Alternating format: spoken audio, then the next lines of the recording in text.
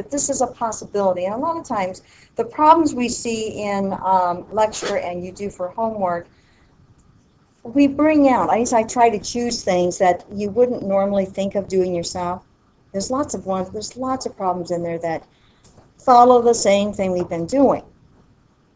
But if you encounter something like this, you might not think about doing this, so now you have one more experience with seeing a problem that you could work. Okay, so just kind of store that away. It may come up. You may need to use that on homework, so kind of think about that. Let's go on to our next problem.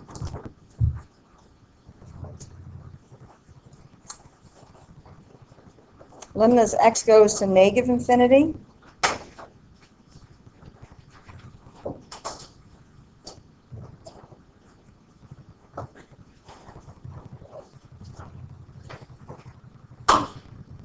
Again, we can't, there is no way to just do a direct substitution. Infinity is not a value. And if we think about increasing the input without bound, you would say that this is going to continue to increase greater and greater and greater. Let's take a look at this. Take your inspires, and let's change this function now to be 3x plus, let's see, we've got the square root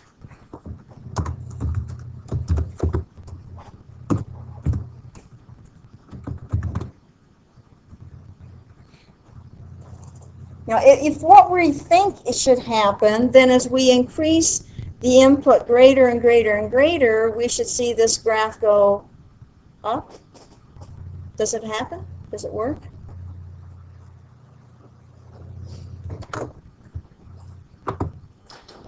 Oh, I don't see anything, do you? Yeah, let's change the window here.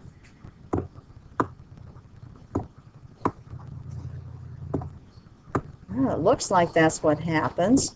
Let's see here. I'm going to change this to be 100.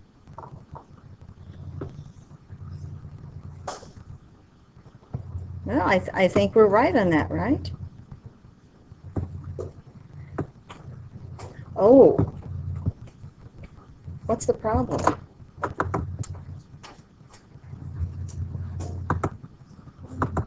It's going to negative infinity, not positive infinity. So let's think about this. Intuitively, if it goes to negative infinity,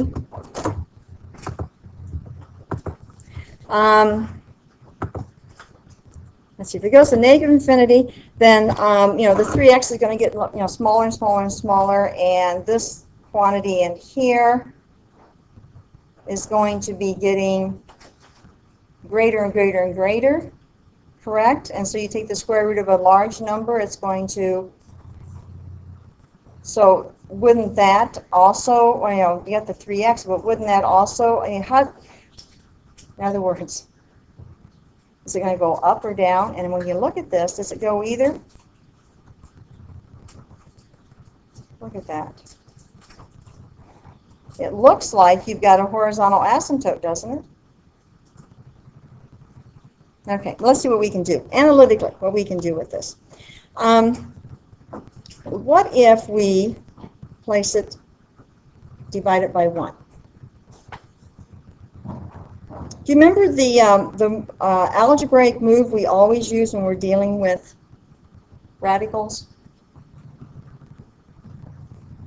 Rationalize the numerator. Okay, let's do that. Let's rationalize the numerator.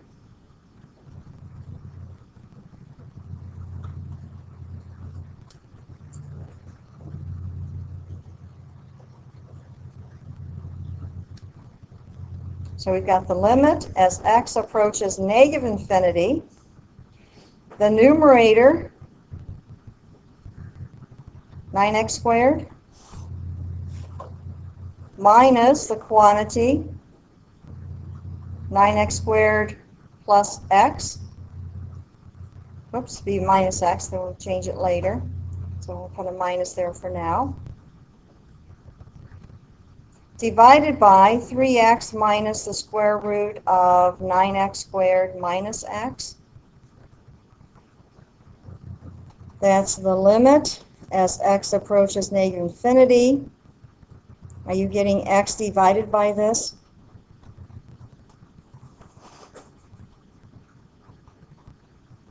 Take a look at that.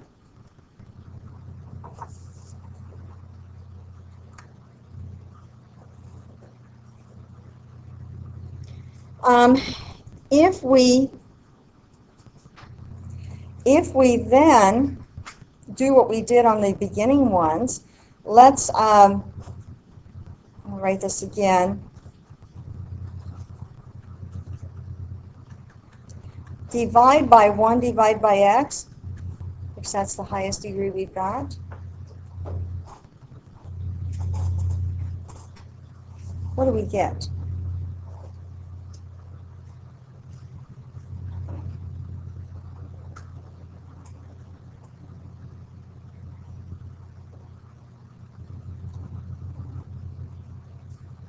Brandon, the numerator becomes what?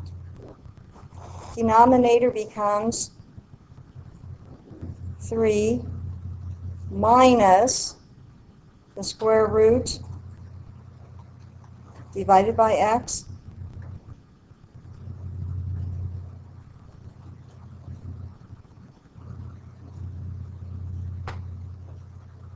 Now what?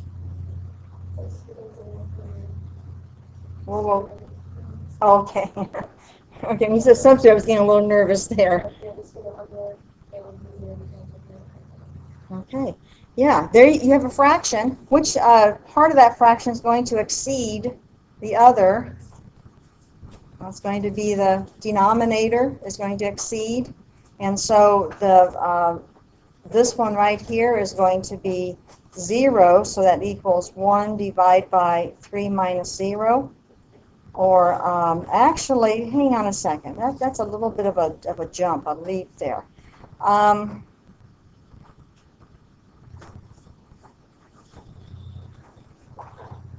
Let's see.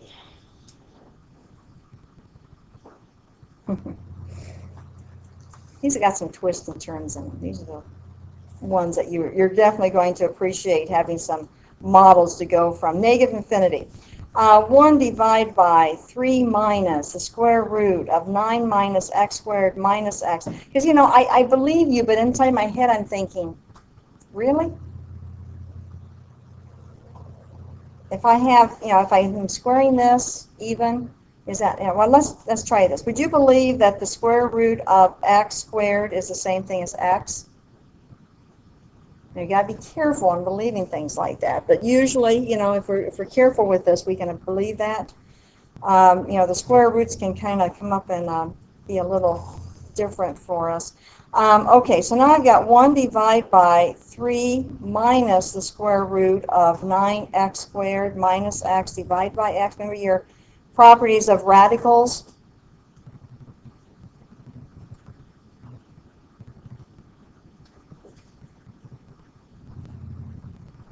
Okay, so now I've got the limit as x approaches negative infinity, 1 divided by 3 minus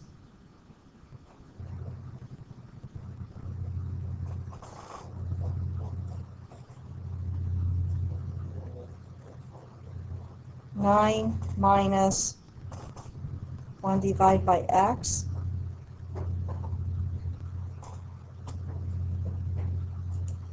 Let me see if I can explain.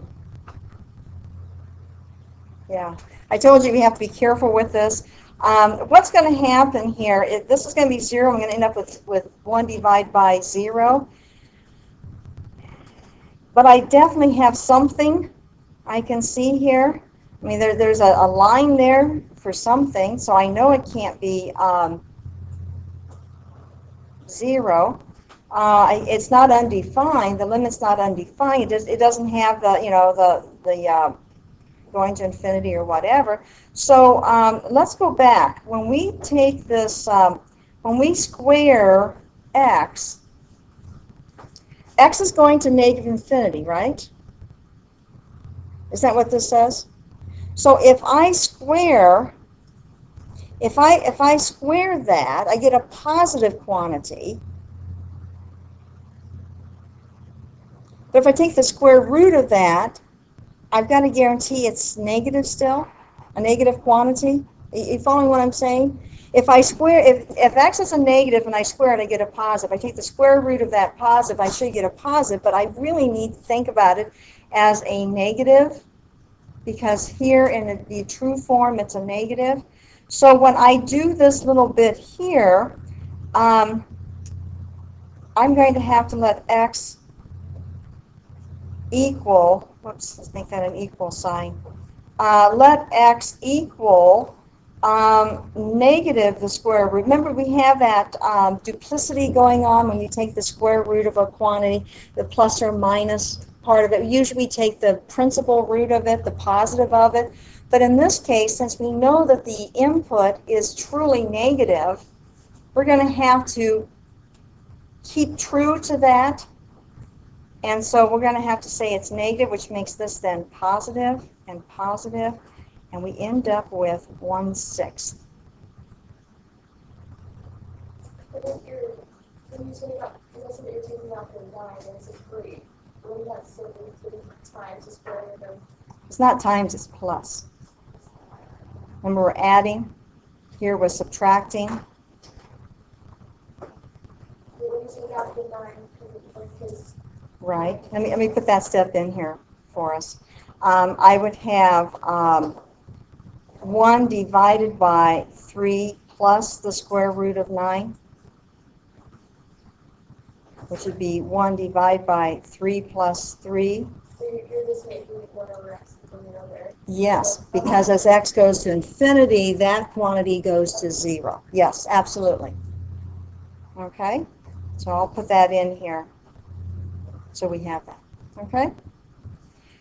Who would have thought? Okay? Now you have to go back and look at that. That is one that you could very easily misunderstand. This is why if you look at the graph, you can say, well, wait a minute, what is this? There's something definitely happening here at this portion. What is that? It's not 0. It's not undefined. You know, something's happening here, and it seems to be a horizontal line. We have to go back and look at it. What you probably would not think of doing is rationalizing the numerator. It seemed like such a simple problem to start with. And then the other thing you wouldn't think to do is this little bit right here, which changes the sign, but we have to go back and think about everything we've ever talked about. We usually take the principal square root of a quantity. We can't do that here because we have to be true to the fact that the inputs are going to negative quantities. So it would be a negative quantity there, which would make that a positive. Okay. Well, let's go on. Analyze the graph, label any extrema and or asymptotes. Now this is similar to section 4.6. Okay, this is very, very similar to that, where you're given a function and you're just told, describe everything you can about it.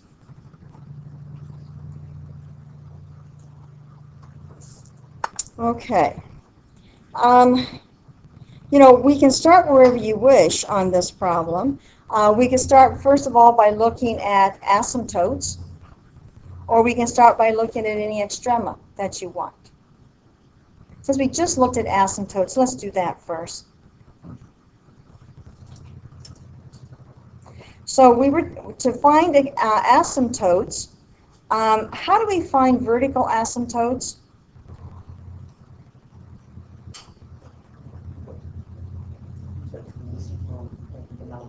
Set the denominator, yeah, equal to 0. So we would set this equal to 0.